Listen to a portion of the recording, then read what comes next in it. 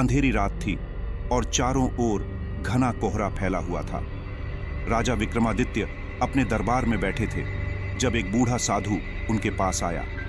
साधु ने बताया कि राज्य की सीमा पर एक प्राचीन किला है जिसे श्रापित माना जाता है। कहते हैं कि वहां रात के समय आत्माएं घूमती हैं और जो भी उस किले में कदम रखता है वो कभी वापस नहीं आता। साधु ने कहा, महाराज, यदि आप इस राज्य के सच्चे रक्षक हैं तो इस किले का रहस्य जानने का साहस करें। विक्रमादित्य ने बिना हिचकिचाए निर्णय लिया कि वह इस श्रापित किले में जाएंगे और इसके रहस्यों को सुलझाएंगे। उन्होंने अपने विश्वस्त साथी से कहा कि वह सुबह तक वापस न लौटें तो उसे समझ लेना चाहिए कि उन्हें किले की आत्माओं ने अपने कब्जे में ले लिया है। विक्रमादित्य ने अकेले ही यात्रा शुरू की। जैसे ही वह किले के पास पहुंचे, उन्हें एक ठंडी हवा का झोंका महसूस हुआ और किले की दीवारों पर कुछ परछाइयां हिलती डुलती दिखीं। यह किला खंडहर में बदल चुका था। दीवारों पर मकड़ियों के जाले और पत्थरों पर मोस जम चुकी थी। चारों ओर सन्नाटा था, पर हर कोने से कुछ अजीब आवाजें आ रही थीं, जैसे कोई उन्हें बुला रहा हो। जैसे ही विक्रमादित्य ने किले में कदम रखा, दरवाजे अपने आप बंद हो गए। किले के अंदर अंधकार और ठंडक का माहौल था। उन्होंने मशाल जलाकर रास्ता देखना शुरू किया। थोड़ी ही दूर चलने पर उन्हें दीवार पर एक संदेश लिखा मिला, जो यहां आएगा वह अपनी मौत को गले लगाएगा। विक्रमादित्य ने इसे पढ़कर अपनी तलवार कस ली और आगे बढ़े। अचानक एक बड़े हॉल में पहुंचते ही उन्हें अजीब सी हंसी सुनाई दी।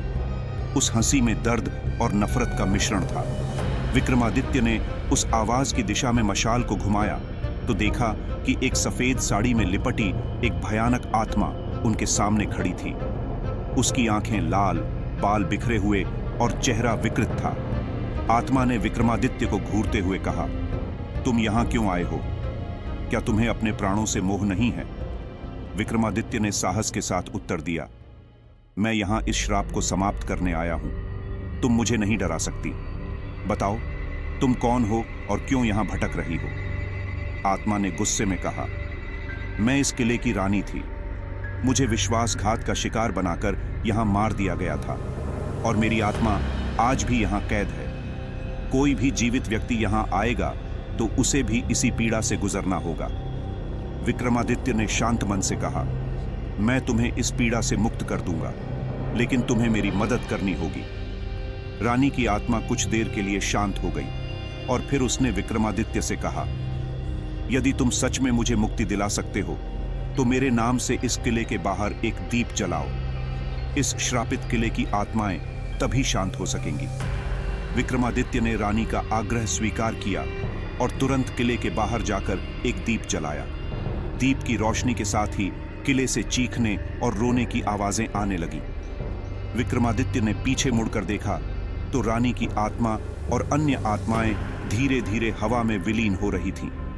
किला अब शांत था और उसका श्राप समाप्त हो चुका था। विक्रमादित्य ने एक साहसिक कार्य करके किले को श्राप से मुक्त कर दिया और राज्य के लोग उनकी इस बहादुरी की सराहना करने लगे।